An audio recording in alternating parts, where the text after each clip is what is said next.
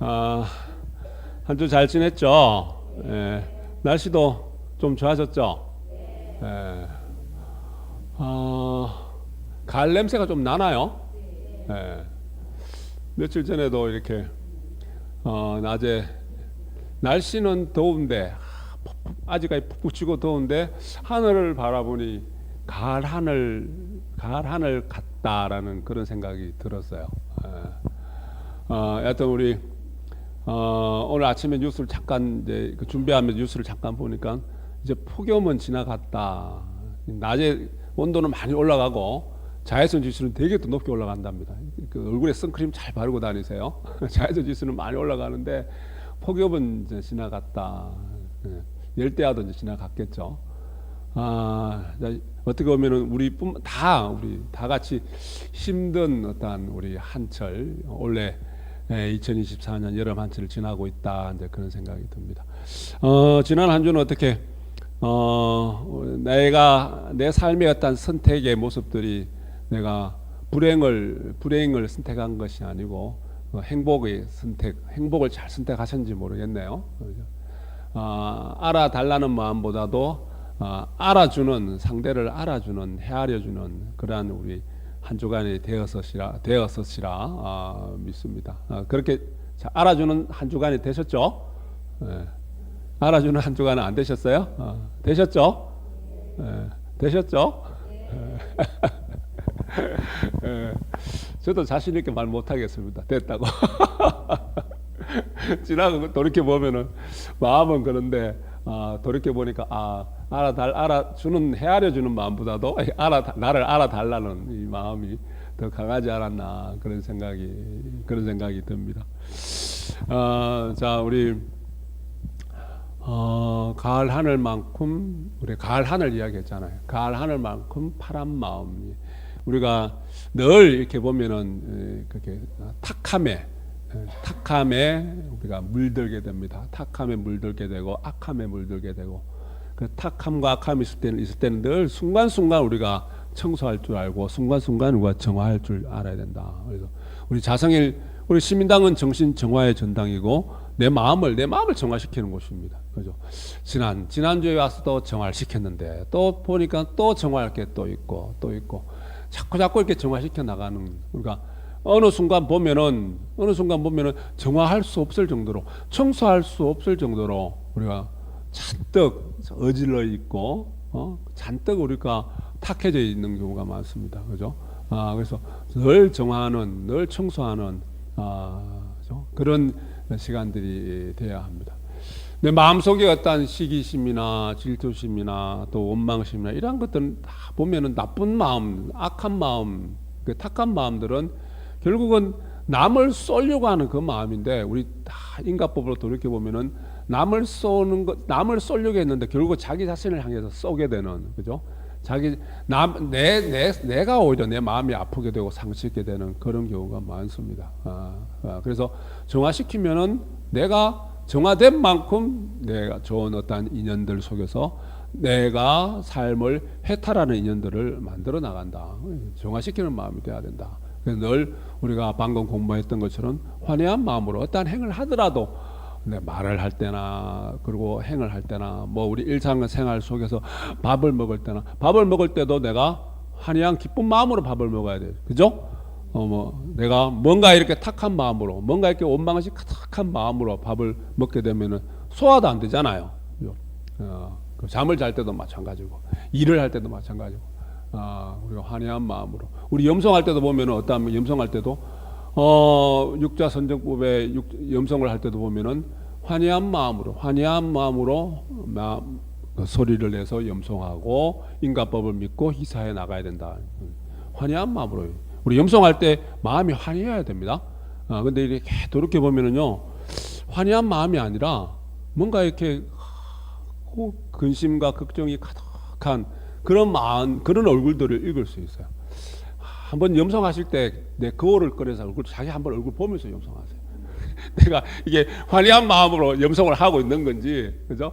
그래서 저는 가만히 봤을 때, 붙들고 있는 마음, 내려놓는 마음, 뭔가 붙들고 염송할 때 그 얼굴 표정과 내려놓은 상태에서 염송할 때 얼굴 표정은 확연히 다릅니다.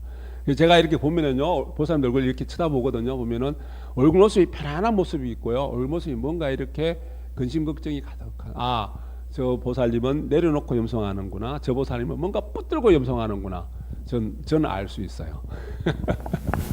나중에 와서 개인적으로 물어보세요. 제 얼굴은 붙드는 얼굴입니까, 내려놓는 얼굴입니까? 물어보세요. 자,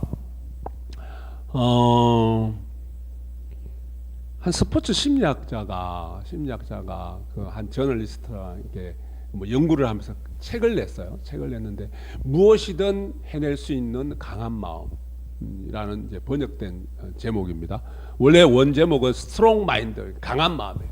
그 책을 냈는데 여러 스포츠에 뛰어난 선수들을 또 이렇게 선수들을 바라다 보고 연구하면서 낸 책입니다. 책인데 2016년도인가 그게 리오 올림픽에서 마라톤에서 금메달 딴 선수가 있답니다. 세계 기록을 세우면서 금메달 딴 선수가 있는데 이 선수가 누가 보더라도 의아하게 생각했던 게 뭐냐 하면은, 이상하게 생각했던 게 뭐냐 하면은 달리는 내내 웃고 달렸답니다. 보통 이렇게 보면은 중간 정도 이상 달리면은 사람들이 얼굴이 자연스럽게 찡그러진대요. 안 그렇겠어요? 42.195km, 40km 이상을 달리는데 그 사람 선수들은 뭐 2시간 남짓 달리지만 우리는 달리라 하면 하루 종일 달려도 달려내겠습니까? 달리죠. 근데 힘들면 얼굴이 찡그러지잖아요. 숨이 차고 찡그러지는데 선수들도 물론 그렇겠죠. 근데 이 선수는 얼굴을 내내 달리는 처음부터 마지막 순간까지 웃는 얼굴로 달리더라는 거예요. 웃는 얼굴로. 그래서 나중에 물어봤다면 당신은 이렇게 웃으면서 달리냐, 그러니까 자기가 실험해 보니까, 내 스스로를 자기가 실험해 봤는데 억지로라도 웃는 얼굴을 하니까 이게 내 다리의 감각이 무뎌지더라는 거예요. 그래서 결국은 내가 달리는 것이 결국은 다리는 기계적으로 움직여지더라는 거죠. 그만큼 이제 훈련량이 많다는 거겠죠. 또 다른 한면에는 이렇게 기계적으로 다리를 움직이는데 다리가 아프다는 거죠. 다리가 고통이 있는 거예요. 근데 내가 웃는 얼굴로 달리니까 결국은 이 마음과 정신으로 달리게 되더라는 거예요. 다리는 기계적으로 계속 움직이게 되는데 다리의 감각이 무뎌지고 그리고 마음과 정신으로 달리게 되더라. 그런 이야기를 인터뷰를 통해서 했어요. 그래서 이제 이 책을 쓰신 분이 이야기가 뭐냐 하면은, 뛰어난 운동 선수들은 죽으라고 버티지 않는답니다. 뛰어난 운동 선수들은. 그래서 이분 이제 스포츠 심리학자니까, 심리학 박사니까, 결국은 이게 우리가 운동이나 어떤 그런 스포츠에서 큰 성과를 이뤄내는 사람들은 내 마인드 컨트롤을 잘 하더라는 거예요. 그죠?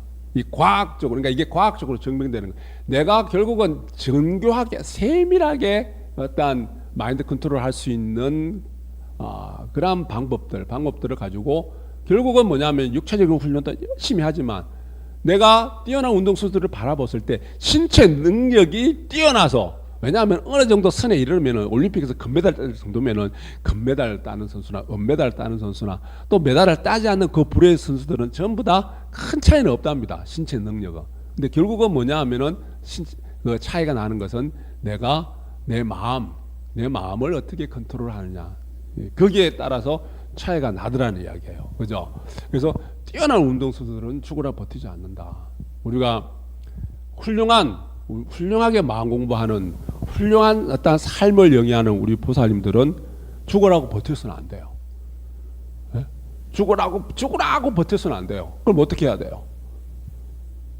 그럼 어떻게 해야 될까요? 죽으라고 버티면 안 돼요. 그죠? 염성을 할 때도 죽으라고 버티는 마음으로 염성을 해서는 안 된다는 이야기예요. 그죠? 제가 그래서 이 칼럼을 읽고 이 내용을 읽고 염성을 하면서 실실 웃어봤어요. 염성을 하면서 그냥 이렇게 지난주에 이야기했죠. 입꼬리 올리고 눈꼬리 내리고 이렇게 한 짚어보세요. 그래서 염성을 그렇게 하니까 허리 아프고 다리 아픈 감각이 무뎌져요. 한번 해보세요. 허리 아프고 다리가 아픈 감정이 고개 좀 무뎌지다. 그 감각이. 그러니까 우리가 제가 어저께 거기 제가 2달 전에도 한번 했었는데 이제 제 고등학교 친구 친구 2명이랑 등산을 다녀왔습니다. 등반을 다녀왔는데 가야산을 다녀왔어요. 그 쉽지 않은 산이더라고요. 힘들었어요. 힘들었어요. 그 친구 한 친구는 몸이 안 좋은 병이 생겨서 몇 년 전부터 2, 3년 전부터 해서 건강을 위해서 등산을 다니는데 일주일에 2번을 등산을 다닙니다. 일주일에 2번을 수요일 저녁에는 일찍 퇴근해서 집에서 가까운 팔공산을 다녀오고요.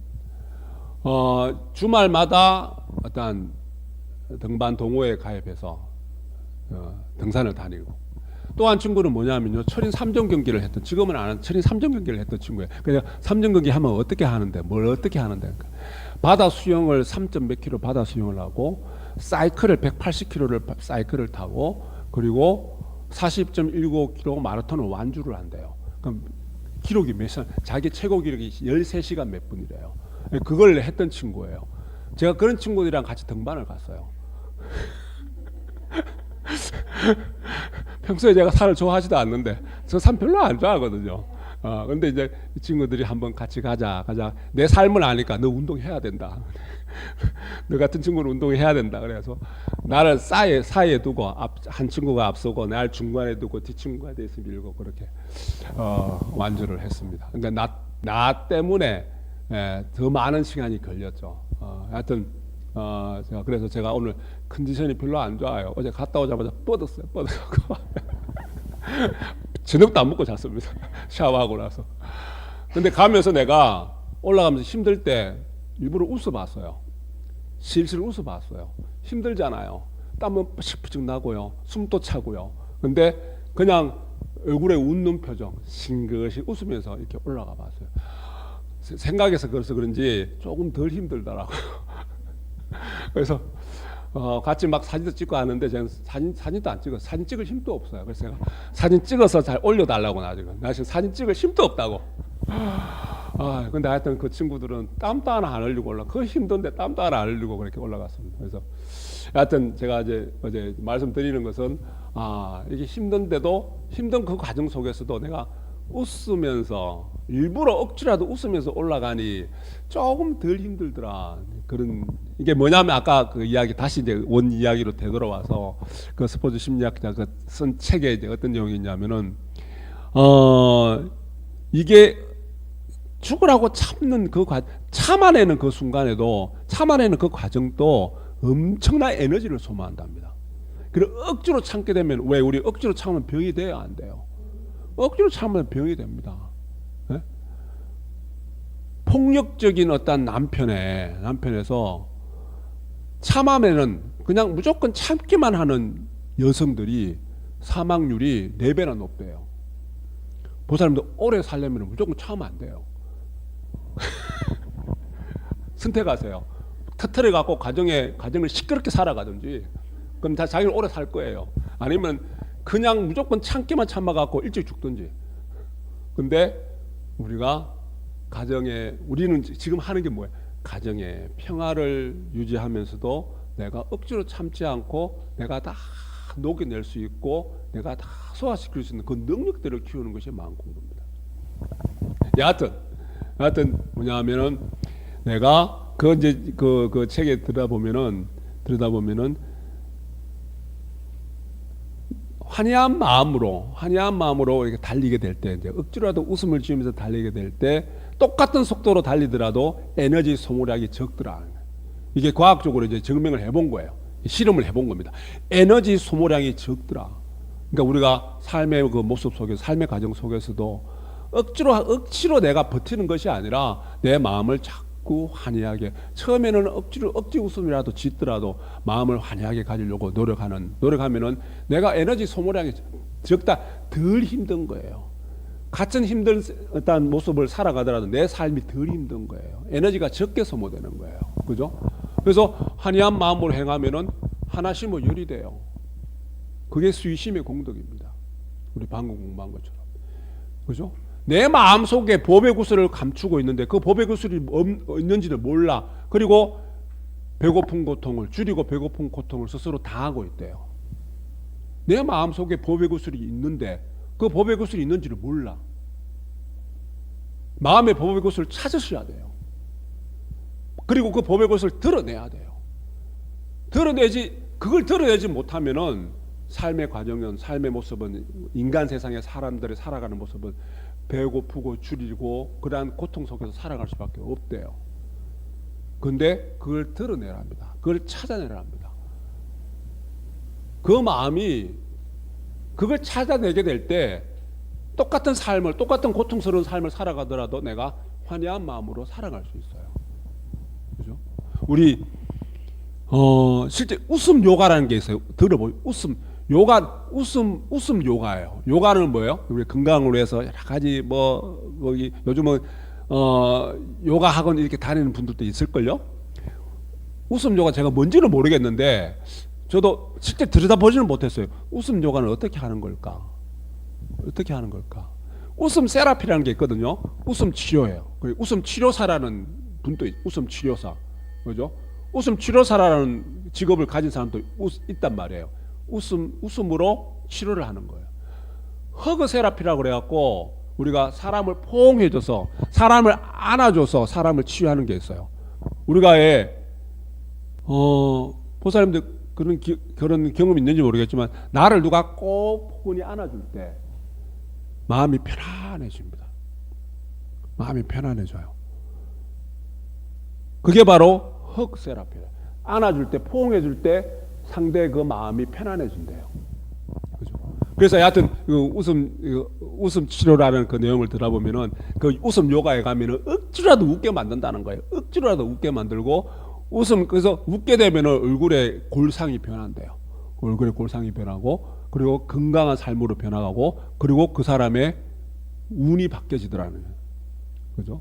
그러면서 그 내용의 마지막 구절 이야기가 밥 먹을 때도 웃고 아침에 일어나서도 웃고 잠잘 때도 웃고 하늘에 새를 보고도 웃고 차를 타고 누가 끼어들더라도 웃고 한번 웃어보세요.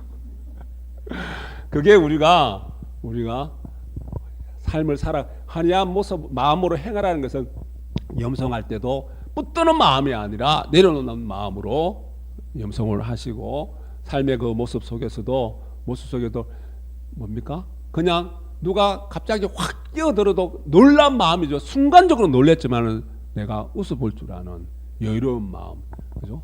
이런 마음. 그게 어떻게 보면은 마음 공부에 내 법의 구슬을 드러내는 그러한 모습이 아닐까 생각해 봅니다. 환희한 마음으로 행할 수 있는 그런 우리 신은 행자가 되어야 되겠습니다. 지금 봉독합니다.